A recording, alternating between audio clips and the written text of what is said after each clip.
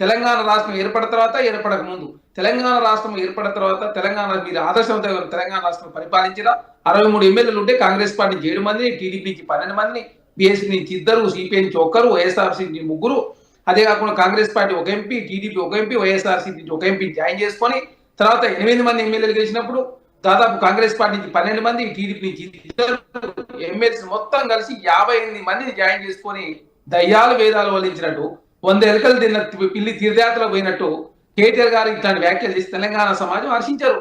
కాంగ్రెస్ పార్టీని అనే ముందు మీరు ముదిగాలు తెలంగాణ సమాజానికి మీ అయ్యతోటి క్షమాపణ చెప్పిస్తే తెలంగాణ సమాజం హర్షించాడు. ఇప్పుడు పెద్ద పెద్ద మాటలు మాట్లాడుతుండ్రు కేటీఆర్ గారు.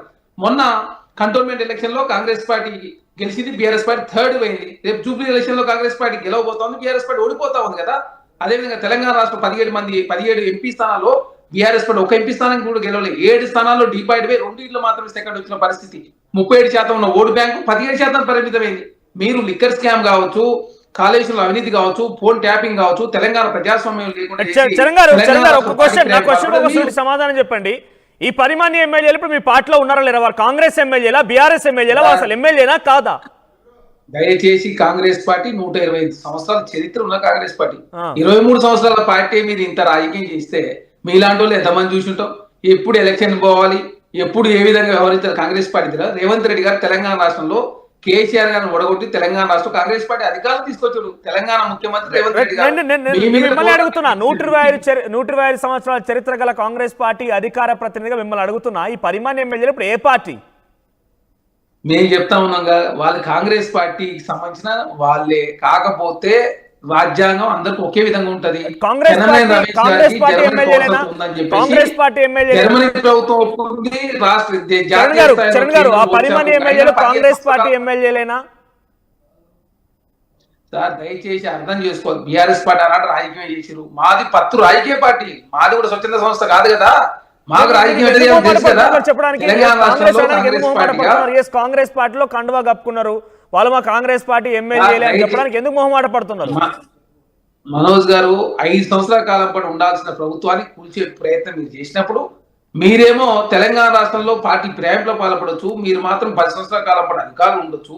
90 మంది ఎంపీలు గెలిచినప్పుడు కూడా 14 మంది జాయిన్ చేసుకోవచ్చు. కానీ 64 ఎమ్మెల్యేలు గెలిచిన కాంగ్రెస్ పార్టీ ప్రభుత్వం కూల్చే ప్రయత్నం మీరు చేసినప్పుడు కాంగ్రెస్ పార్టీ చూస్తూ ఉంటుందా? అదే కాక కాంగ్రెస్ ప్రభుత్వం 5 సంవత్సరాల కాలం పాటు ఉండాలి అని చెప్పి స్వచ్ఛందంగా 10 మంది కాంగ్రెస్ పార్టీ మద్దతు ఇచ్చారు. ఆ మద్దతు కాంగ్రెస్ పార్టీ తీసుకున్నది. రేపు జూబ్లీ సెలక్షన్ రాబోతా ఉన్నాయి. పార్టీలో చేరిరా, మద్దతు ఇచ్చిరా, పార్టీలో చేరిరా, కండువాలు కప్పుకొని పార్టీలో చేరిరా, మద్దతు ఇచ్చిరా? దయచేసి కాంగ్రెస్ దయచేసి రిక్వెస్ట్ చేస్తున్నాను, పాపం ప్రజలకు అర్థం కావట్లేదు. నేను మిమ్మల్ని దయచేసి రిక్వెస్ట్ చేస్తున్నాను, వాళ్ళ పాపం ఏ పార్టీలో ఉన్నారో వాళ్ళకనే చెప్పండి. పరిమాణ ఎమ్మెల్యేలకు సంబంధించి ఇంత చర్చ జరుగుతున్నప్పుడు వాళ్ళు మేము ఈ పార్టీలో ఉన్నామని చెప్పుకోవడానికి తప్పేమున్నది? రాజ్యాంగ పరంగా ఏమైనా జరిగితే ఎదుర్కోండి, న్యాయస్థానంలో చెప్పుకోండి. ఇక్కడ స్పీకర్ గారు ఎమ్మెల్యేల మధ్య అది సంబంధించిన వ్యవహారము. స్పీకర్ గారు ఏదైతే నోటీసులు ఎమ్మెల్యే గారు దాని సమాధానం చెప్తా ఉన్నారు. ఈ ఇష్యూ అంతా స్పీకర్ గారికి ఎమ్మెల్యేలకు సంబంధించిన వ్యవహారం. ఇక్కడ కాంగ్రెస్ పార్టీ పత్తు రాజకీయ పార్టీ. రేవంత్ రెడ్డి గారు రాజకీయం చేశారు తెలంగాణ రాష్ట్రంలో. జూబ్లీ సెలక్షన్ తర్వాత బీఆర్ఎస్ పార్టీ ముక్కలు చేసిన రాజకీయం చెప్పుకోవాలి కదా. చేసిన రాజకీయం చెప్పుకోకుండా మొహమాట పడితేనే ఇబ్బంది అవుతుంది. ఇక్కడ చాలా మంది బీఆర్ఎస్ పార్టీ సంబంధించిన ఎమ్మెల్యేలు ఇంకా కాంగ్రెస్ పార్టీ రాబోతాం, తినబోతూ రుచి అన్నట్టు.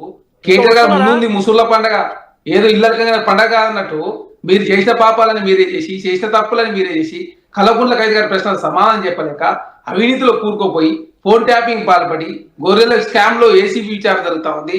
మీరు కార్ రేసింగ్ వ్యవహారంలో అవినీతి పాల్పడరు, కాళేశ్వరంలో కమిషన్ లో పెద్ద ఎత్తున అవినీతి పాల్పడి చాలా స్పష్టంగా బయటకు వచ్చింది. లాస్ట్ గ్రీన్ ఇండియా ఛాలెంజ్ లో సంతోష్ రావు గారు అవినీతి పాల్పడి ఇసుక దందా చేసింది. మీరు అన్ని రకాల దందాలు చేసి తెలంగాణ 7 లక్షల కోట్ల రూపాయలు అప్పు చేసి ప్రజాస్వామ్యం లేకుండా చేసింది మీరు. కాబట్టి కాంగ్రెస్ పార్టీగా ఖచ్చితంగా కాంగ్రెస్ పార్టీ తెలంగాణ రాష్ట్రంలో రాజకీయమే చేస్తారు. జూబ్లీ ఎలక్షన్ లో కాంగ్రెస్ పార్టీ గెలవబోతాం. జూబ్లీ ఎలక్షన్ గురించి మీకు ఆల్ ద బెస్ట్ కాంగ్రెస్ పార్టీగా. బట్ నా క్వశ్చన్ కి ఇంకా సూటి సమాధానం రాలేదు. మీరు రాజకీయమే చేస్తారు, 125 ఏళ్ల చరిత్ర గల పార్టీ, ముఖ్యమంత్రి రేవంత్ రెడ్డి చాలా రాజకీయంగా తన ఆలోచనతో ముందుకు వెళ్తున్నాడు. మరి 10 మంది ఎమ్మెల్యేలు పార్టీలో కండువాలు కప్పుకున్నాక వాళ్ళు మళ్ళా పోయి మేము బీఆర్ఎస్ లో ఉండమనంటే మీరేమో కాంగ్రెస్ కు మద్దతు అంటున్నారు, వాళ్ళు బీఆర్ఎస్ పార్టీలో ఉండమంటారు. వాళ్ళ సమాధానం అంతా అదే కదా. 8 మంది ఎమ్మెల్యేలు మేమంతా బీఆర్ఎస్ ఉండమని చెప్పి సమాధానం చెప్పిరట. చేరినోళ్ళని చెప్పుకోలేకపోతున్నారు కదా. ఇంత దుర్మార్గమైన పరిస్థితిలో ఉన్నారా? ఇంత దయనీయమైన పరిస్థితిలో ఉందా కాంగ్రెస్ పార్టీ?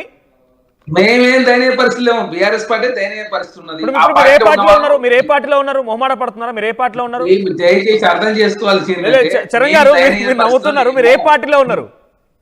మీరు తినండి. హలో, మీరు ఏ పార్టీలో ఉన్నారు? మీరు ఏ పార్టీలో ఉన్నారు? మీరు తినండి సార్. స్పీకర్ గారి నిర్ణయానికి వాళ్ళు ఆన్సర్ ఇస్తా ఉన్నారు. చరణ్ గారు మరి రోజు BRS పార్టీ చూస్తూనే కాదండి, ఉన్నాము. BRS పార్టీ ఈ అంశాలు రోజు BRS చూస్తూనే పార్టీ ఉన్నాము. ఎందుకు నా సస్పెండ్ క్వశ్చన్ చేస్తారు? ఒకటే, మీరు ఏ పార్టీలో కాదండి. ఉన్నారు? మీరు ఏ ఇప్పుడు పార్టీలో బీఆర్ఎస్ ఉన్నారు? పార్టీ కాదు బీఆర్ఎస్ పార్టీ లేరని కేటీఆర్ గారు అంటా ఉన్నారు కదా. మరి బీఆర్ఎస్ పార్టీ నుంచి ఎందుకు సస్పెండ్ చేయరు? కలవకుల కవిత గారిని సస్పెండ్ చేసిగా మీ పార్టీ వ్యతిరేకంగా మాట్లాడితే వాళ్ళు కూడా సస్పెండ్ చేసి దమ్ముంటే ఎందుకు కూర్చుకుంటావు? మరి వాళ్ళు ఉండరని అంటున్నారు. మా పార్టీలో లేని స్టేట్మెంట్ మరి ఎవరో ఎందుకు ఇవ్వము అంటే వాళ్ళు డిస్క్వాలిఫై గారు కాబట్టి స్టేట్మెంట్ ఇచ్చే ఉద్దేశం లేదా? అంటే రాజకీయం మీది చేస్తే మేము రాజకీయం చేయమా? మాది కాంగ్రెస్ పార్టీ జాతీయ పార్టీ కదా, మేము రాజకీయం చేస్తాం కదా. కాబట్టి చరణ్ గారు తెలంగాణ మీరు కాంగ్రెస్ పార్టీ అట్లా ఆ 10 మంది ఎమ్మెల్యేలు అడిగితే వాళ్ళు ఏం చెప్తలేరు. గూడెం మహిపాల్ రెడ్డిని అదే, అడిగినా, తెల్లం వెంకట్రావు అడిగినా, కాల యాదవ్, మీరు ఏ పార్టీ అంటే ఏం చెప్తలేరు? మౌనం ఉండిపోతున్నారు వాళ్ళు.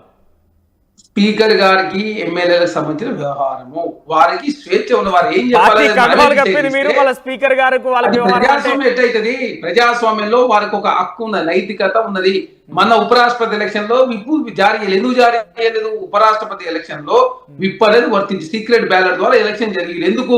వాళ్ళకి స్వేచ్ఛ ఇస్తారు కదా, వాళ్ళ స్వేచ్ఛ దాని ప్రకారం మేము బీఆర్ఎస్ పార్టీలో ఉన్నాం. వాళ్ళు చెప్తాం లేరని వీళ్ళు లేనప్పుడు సస్పెండ్ చేయొచ్చు కదా. కలవకుండా కేటీఆర్ గారు ఎందుకు సస్పెండ్ చేస్తలేదు? సమాధానం చెప్పండి చరణ్ గారు. నువ్వు మగాడివే అయితే దమ్ముంటే ఉప ఎన్నికలకు రా, ఈ 10 మంది ఎమ్మెల్యేలతో రాజీనామా చేయించు, చూసుకుందాం నీ సత్తా ఏందో నా సత్తా ఏంది, 2 ఏళ్ల పరిపాలనకు సంబంధించి సమాధానం వస్తుంది అంటే ఇంత గట్టిగా బలంగా మాట్లాడుతున్నారంటే వాళ్ళకున్న ధైర్యం ఏంటి? అంటే డెఫినెట్ గా మీరు ప్రజల్లో మీకు వ్యతిరేకత వచ్చిన భావనలో ఉన్నారా? తెలంగాణ రాష్ట్రంలో రేవంత్ రెడ్డి గారు మగాడు కాబట్టే బీఆర్ఎస్ పై 2005లో 5 ఎంపీలు, 2009లో 2, 2014 11 మంది, 19లో 9 మంది. ఈ రోజు గుండు 0. పార్లమెంట్ లో ప్రాతినిధ్యం లేని పరిస్థితి. 23 సంవత్సరాల చరిత్రకు ఫుల్ స్టాప్ పెట్టిండు రేవంత్ రెడ్డి గారు. రేపు జూబ్లీ ఎలక్షన్ లో తెలుసుకోబోతా ఉన్నాం. కంట్రోల్ ఎలక్షన్ లో కాంగ్రెస్ పార్టీ గెలిచింది. మీ సిట్టింగ్ స్థానాలను కోల్పోయారు. సికింద్రాబాద్ లో మీరు పార్లమెంట్ లో 3rd, మల్కాయి పార్లమెంట్ లో 3rd, చేవేల్లో 3rd, రాష్ట్రంలో 7 సార్లు డివైడ్ పోటీది కాంగ్రెస్ పార్టీ. ఖచ్చితంగా జూబ్లీ ఎలక్షన్ లో కాంగ్రెస్ పార్టీ బీఆర్ఎస్ పార్టీ తేలబోతా ఉంది. ఖచ్చితంగా తెలంగాణ సమాజం కూడా అర్థమైంది. బీఆర్ఎస్ పార్టీ మునిగిపోయే నావా జూబ్లీ ఎలక్షన్ తర్వాత ఆ పార్టీలో ఎవరు ఉండే పరిస్థితి లేదు. ఇప్పటికే చాలా మంది ఎమ్మెల్యేలు కాంగ్రెస్ పార్టీతో సంప్రదింపులు చేస్తా ఉన్నారు. ఖచ్చితంగా రాజకీయ పరమైన నిర్ణయం కాంగ్రెస్ పార్టీ తీసుకోబోతా ఉంది. ఆఫ్టర్ జూబ్లీ ఎలక్షన్ తర్వాత తెలంగాణ రాష్ట్రం ముఖ చిత్ర రాజకీయమే మారబోతా ఉంది. కాబట్టి కేటీఆర్ గారు ఏంటంటే కాళేశ్వరం విషయం డైవర్ట్ చేసే ప్రయత్నం, కల్వకుంట్ల కవిత గారి ప్రశ్న సమాధానం చెప్పలేక తెలంగాణ సమాజం కవిత జాయిన్ అవుతున్నారు పార్టీలోకి. బీఆర్ఎస్ నుంచి చాలా మంది వస్తున్నారంటే కవిత వస్తున్నారా? ఇప్పుడు కల్వకుంట్ల కవిత గారు ఒక్కరే ఉన్నారు. ఎమ్మెల్యేలు చెప్తా ఉన్నా, ఆమె ఎమ్మెల్సీ కదా, ఆమె ఎమ్మెల్సీ సంబంధించి రాజీనామా చేసింది, ఆమోదించుకోవట్లేదు. మరి ఎమ్మటే తెల్లారే చేపించుకున్న కౌన్సిల్ చైర్మన్ కలుస్తున్నా చెప్పి అడావుడి చేసింది.